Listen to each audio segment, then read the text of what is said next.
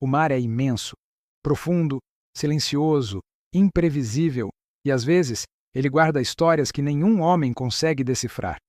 Uma delas começa em uma manhã fria de dezembro de 1872, quando um navio britânico, o Dei Gratia, navegava calmamente pelo Atlântico. O capitão, David Morehouse, observava o horizonte quando notou algo estranho. Um navio balançava de forma desordenada, as velas rasgadas, a proa apontando para o nada. Ele parecia vivo, mas vazio. Era o Mary Celeste, um navio americano que havia partido apenas 10 dias antes de Portugal, rumo a Nova York. Mas o que ele fazia ali, sozinho, à deriva no meio do oceano? Morehouse conhecia o capitão do Mary Celeste, Benjamin Briggs, um homem honesto, religioso, com anos de experiência no mar. Sabia que ele viajava com a esposa, a filha de apenas 2 anos e uma tripulação de 7 homens. Gente de confiança. Tudo parecia normal quando partiram, mas quando os marinheiros do Dei Gratia subiram a bordo, o que encontraram não fazia sentido algum. O navio estava perfeitamente navegável.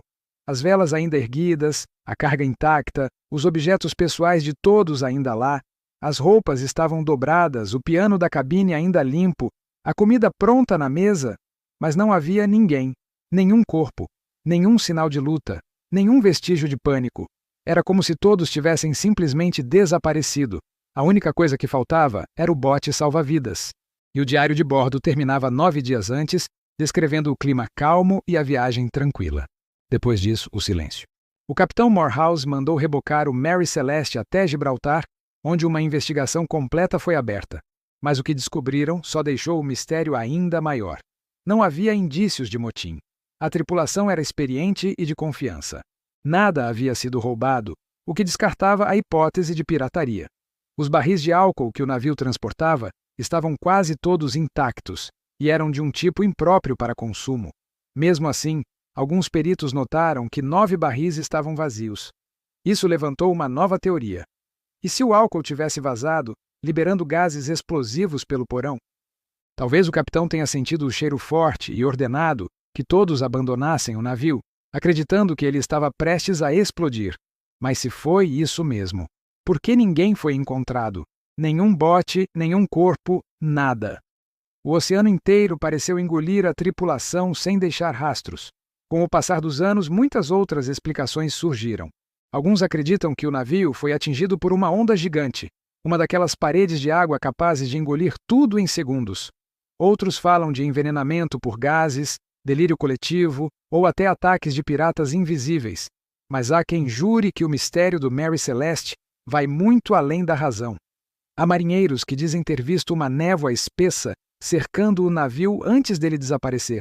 Outros relatam uma luz azulada flutuando sobre o convés. E alguns juram que o Mary Celeste estava amaldiçoado desde o início, porque depois que foi recuperado, ele continuou navegando, mas sempre trazendo desgraça a quem tentava comandá-lo. Um de seus novos capitães morreu de forma misteriosa. Outro perdeu toda a fortuna. E o último dono tentou afundá-lo propositalmente, numa fraude de seguro. Mas o navio resistiu até o fim. Era como se algo nele se recusasse a morrer. Com o tempo, o Mary Celeste se tornou uma lenda. Jornais do mundo inteiro noticiaram o caso e escritores começaram a inventar suas próprias versões. O famoso Arthur Conan Doyle, criador de Sherlock Holmes, escreveu uma história inspirada no enigma. E foi assim que o termo navio fantasma ganhou fama mundial. Mas a verdade, ninguém nunca descobriu. Nem a ciência, nem os investigadores, nem os marinheiros mais experientes conseguiram explicar o que aconteceu naquela travessia. Pense nisso. Um navio encontrado em perfeito estado, flutuando em mar aberto, sem sinais de violência, sem danos, sem tripulação. Como se todos simplesmente tivessem sido apagados da existência. Nem mesmo o tempo foi capaz de apagar o mistério, apenas o ampliou. Hoje, mais de 150 anos depois, o caso do Mary Celeste ainda é estudado, discutido e reimaginado. Historiadores tentam analisar os registros náuticos, meteorologistas simulam o clima da época, cientistas investigam a química do álcool transportado. Mas no fim, todas as respostas esbarram na mesma pergunta: por que todos sumiram e o navio ficou? Alguns dizem que o mar guarda seus segredos com ciúme, que certas histórias não foram feitas para serem entendidas, que o Mary Celeste é uma lembrança disso, uma cicatriz nas águas do Atlântico, um sussurro perdido entre as ondas. Há quem acredite que o espírito da tripulação ainda vagueia por aí, navegando em um outro plano, tentando retornar para casa. Outros dizem que o navio ainda aparece, às vezes, quando o nevoeiro é denso e o mar está calmo demais. Um vulto no horizonte, velas rasgadas, o leme girando sozinho e o som distante de passos no convés, mesmo sem ninguém lá. Talvez seja apenas o vento. Ou talvez o Mary Celeste nunca tenha deixado de procurar sua tripulação. O caso foi encerrado oficialmente como mistério marítimo sem solução. Mas para quem acredita que o mar é mais do que um simples corpo de água, o Mary Celeste é um aviso de que há forças ali que o homem jamais controlará. E sempre que um navio desaparece, sempre que o rádio emite ruídos estranhos no meio da noite, há quem diga que o fantasma do Mary Celeste está por perto, observando, silencioso, esperando que alguém finalmente descubra o que aconteceu naquele dia.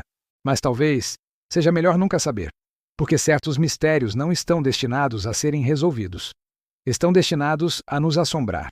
E o Mary Celeste, até hoje, continua flutuando na imaginação de quem ousa olhar para o mar e se perguntar: o que realmente aconteceu lá fora, naquele silêncio profundo onde o oceano encontra o desconhecido?